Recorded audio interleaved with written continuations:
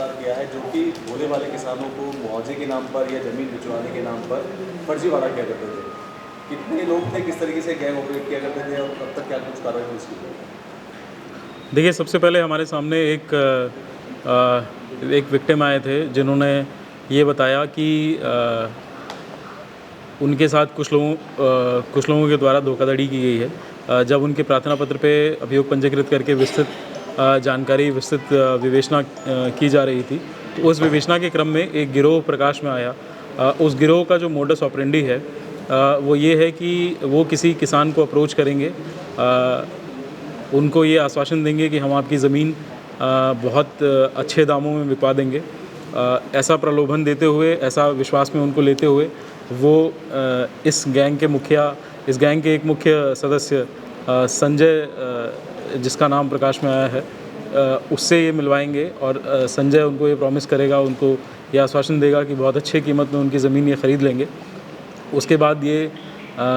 किसी गांव में, जैसे इन दो घटनाओं में जो प्रकाश में आया है, निगरावटी और डबारसी गांव जो मसूरी थाना क्षेत्र में पड़ते हैं, वहाँ पे ले जाएंगे। वहाँ किसी किसान से या किसी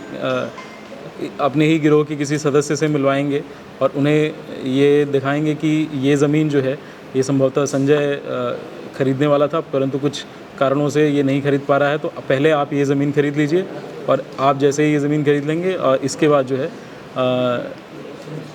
संजय और उसके साथी जो हैं वो आपकी ज़मीन बहुत अच्छे कीमतों में ख़रीद लेंगे। ऐसा करके ये उस किसान से, उस व्यक्ति से बहुत सारे पैसे जिस गांव में ये ले गए हैं और अपने ही खातों में या कैश के माध्यम से ये उनसे ले लेते थे और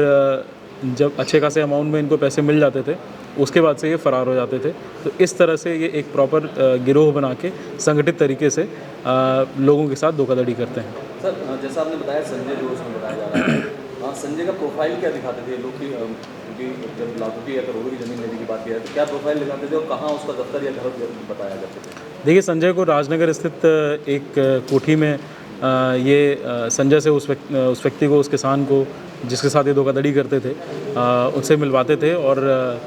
उससे उस व्यक्ति को भी, उस किसान को भी ये आश्वासन मिल जाता था कि संभवतः उसकी ज़मीन किसी एक संभ्रांत व्यक्ति द्वारा ख़रीदी जा रही है और बहुत अच्छी कीमतों में उसकी ज़मीन खरीद ली जाएगी। सब तक कितने पैसों का जिक्र करा होगा, कुछ पता है? देखिए, अभी जो 2 मुकदमे पंजीकृत हुए हैं, दोनों थाना मसूरी पे पंजीकृत हुए हैं, उसमें एक में 7 लाख रुपए और एक में 21 लाख रुपए, यानी कि टोटल 28 लाख रुपए की ये धोखाधड़ी करना अभी प्रकाश में आया है। इसके साथ साथ इस गिरोह के अभी बहुत सारे लोग जो बहुत ही जल्दी गिरफ्तार किए जाएंगे, उनसे जब पूछताछ की जाएगी और उनके जब खातों की, उनके अकाउंट्स की जब जानकारी की जाएगी, तो मुझे उम्मीद है कि इसमें इस तरह के जितने भी विक्टिम्स हैं, जितने भी इस तरह के इन्होंने अपराध किए हैं, वो डेफिनेटली हमारे सामने आएगा, प्रकाश में आएगा। सर, मुआवजे की भी बात था, जैसे था ये डबारसी इलाका चुना गया है या एक भी जगह थी वहाँ पे? देखिए, गांव जब चूज़ करते थे, जो सेलेक्ट करते थे, उसमें इनके गिरोह के ही कुछ सदस्य होते थे। इससे इनको ये फ़ायदा होता था कि जब जिसके साथ धोखाधड़ी करनी होती थी उसको उस गांव में ले जाते थे, तो उसके सामने वाले को भी ये विश्वास हो जाता था कि ये ज़मीन ये सही है और इसके लिए वो पैसे दे देता था और उसके बाद उसके साथ धोखाधड़ी हो जाती थी।